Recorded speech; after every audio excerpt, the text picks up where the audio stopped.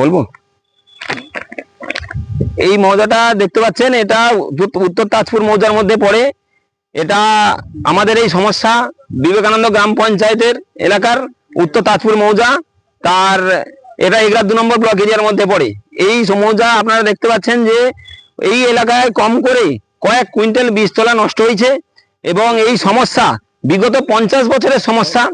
এটা উত্তর তাজপুর মৌজা, পাশে ঊর্ধ্বপুর মৌজা, এটা ডান দিকে নিমকবার মৌজা, পার্শ্ববর্তী শ্যামপুর, বিদুরপুর, গোপালপুর এবং দাউদপুর মৌজায় ঊর্ধ্বপুর টোটাল বিবেকানন্দ অঞ্চলের কম করে 9,000 হেক্টর জমি জলের তলায়।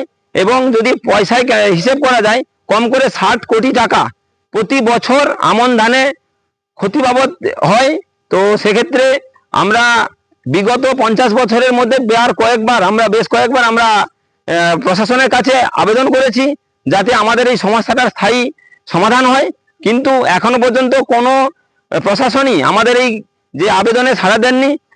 লাস্ট কয়েকদিন আগে আমরা আমাদের এগরা 2 নম্বর ব্লকের বিডিও সাহেবকে আমরা ডেপুটেশন দিয়েছি, সঙ্গে 3 নম্বর বিবেকানন্দ অঞ্চলের পঞ্চায়েত প্রধানকে আমরা দিয়েছি যে আমাদের এই সমস্যাটার স্থায়ী সমাধান করুন। এই সমস্যা এই যে মৌজার স্থায়ী সমাধান করতে গেলে একমাত্র উপায় হচ্ছে যে আমাদের এই কাছাকাছি সাঁইটিকা পুল আছে, শিলামপুর মৌজার পার্শ্ববর্তী, সেখান থেকে মাত্র 5 কিলোমিটার দূরে জোয়ারভাটা খাল আছে। সেখানে যদি আমাদের এই সম্পূর্ণ বিবেকানন্দ অঞ্চলের জল নিকাশি ব্যবস্থা দিয়ে সেখানে সংযোগ করা যায়, তাহলে খুব সহজেই, যেহেতু এটা অতিরিক্ত গভীর এলাকা, খুব সহজেই এই সমস্যার সমাধান হবে। তাহলে সরকারের তথা দেশবাসীর এত সম্পদ নষ্ট হওয়া থেকে আমরা রক্ষা পাবো। সেই সঙ্গে আমাদের এলাকা মূলত কৃষি প্রধান এলাকা, এখানে মাছের চাষ আছে, এখানে কৃষকের ধান চাষ আছে, সবজি চাষ আছে, সবই ক্ষতি হচ্ছে। তো আমাদের এলাকার ভূমিপুত্র সম্মানীয় সুরেন্দ্র অধিকারী মহাশয়কে আমরা আমাদের যে বিবেকানন্দ অঞ্চল কৃষি রক্ষা কমিটি গঠন করেছি, সেখান থেকে আমরা প্রথমে ওনাকে অভিনন্দন জানাই আমাদের এলাকার ভূমিপুত্র হিসাবে, মুখ্যমন্ত্রী হিসাবে নির্বাচিত হওয়ার জন্য। আগামী দিনে ওনার কাছে আমরা করজোড়ে অনুরোধ করছি যে আপনি আমাদের এই সমস্যার স্থায়ী সমাধান করুন। দীর্ঘ 30 কিলোমিটার ব্যাপী যে জল নিকাশি আছে, এটা প্রতি বছর মনে হয় না সরকারের পক্ষে মেনটেনেন্স করা সম্ভব হবে এবং প্রতি বছর এই ধরনের সমস্যার সম্মুখীন আমরা হব। তো এই সমস্যার স্থায়ী সমাধান করার জন্য সম্মানীয় সরকার মহাশয়ের কাছে আমাদের বিনম্র অনুরোধ, আপনি যত তাড়াতাড়ি সম্ভব আমাদের এই সমস্যাটার সমাধানের জন্য উদ্যোগী হন।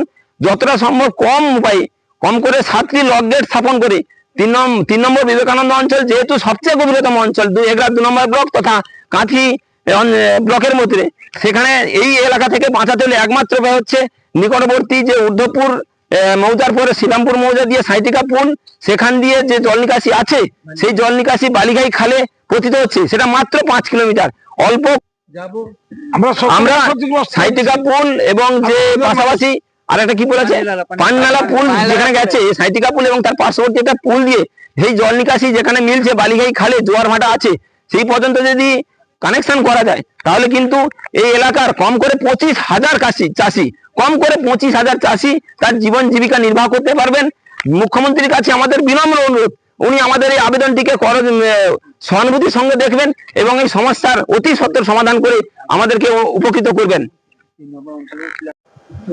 বলছি, দীর্ঘদিন ধরে খাল সংস্কার হলে সেক্ষেত্রে উত্তর তাজপুর মৌজার অধিকাংশ জায়গায় জলে প্লাবিত হয়ে যাবে, কি বলবেন?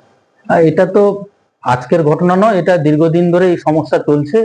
বিগত দিনে তৃণমূল সরকারের আমলে ওখানকার এলাকার মানুষ, তার দাবিও ছিল এসে জল নিকাশি মেন, কিন্তু এটা নিয়ে রাজনীতি হয়েছে, কিন্তু কখনো কাজের কাজ কিছু হয়নি। তার ফলস্বরূপ আমরা আজকে এই সরকারে এসেছি আজকে মাত্র 3 মাস। এই 3 মাসের মধ্যে আমরা চেষ্টা করেছি কতটা কি করা যায়, কিন্তু বর্ষা মরশুমে কিছু করতে পারিনি। এবার সেই বিবেকানন্দ অঞ্চলের প্রধান ম্যাডাম উনি নিজের উদ্যোগে পানাগুলো পরিষ্কার করেছে এবং ভিভিজি রামজিতে আমাদের সেই স্কিমগুলো ধরা হয়েছে। আগামী দিনে নিশ্চিতভাবে আমরা বর্ষাকালের পরে ওটাকে সমস্যার সমাধান করতে পারবো। পানা পরিষ্কার হচ্ছে, সেক্ষেত্রে এখন দেখা যাচ্ছে সেই পরিষ্কার করার কাজ কিন্তু বন্ধ রয়েছে। এখন ইরিগেশন তার নিজস্ব খাল ছাড়া সে করে না, তাদের নকশায় যে খালগুলো আছে সেই খালের কাজ একমাত্র করতে পারে, কিন্তু বাকি যেগুলো কৃষি কাজে যে খালগুলো ব্যবহার হয়, যেগুলো কৃষি জমি থেকে ছোট সুতি খাল এবং নাসা খাল, সেই খালের কাজ ওরা করে না। এবার যে কারণে অনেকদিন ধরে এমজিএনআরজিএস বন্ধ ছিল এবং সরকারের উদাসীনতার কারণে সেই সব খালগুলো মজে গেছে, যে কারণে আজকে জল নিকাশিটা ঠিকঠাকভাবে হয়নি, তাই জল নিষ্কাশনই হতো না। আজকে কয়েক বছর ধরে ওই এলাকায় চাষ হয়নি, শামপুর এলাকায়, এবং সেখানে একটা হসপিটাল আছে, একটা স্কুল আছে, সেই স্কুলগুলো এখন জলমগ্ন। আজকে আমার কাছেও এখন একটা ছবি আছে, আপনারা দেখলে হয়তো সেটা বুঝতে পারবেন, যে ছবিটা স্কুলে ছাত্রছাত্রীরা যাচ্ছে জলে হেঁটে।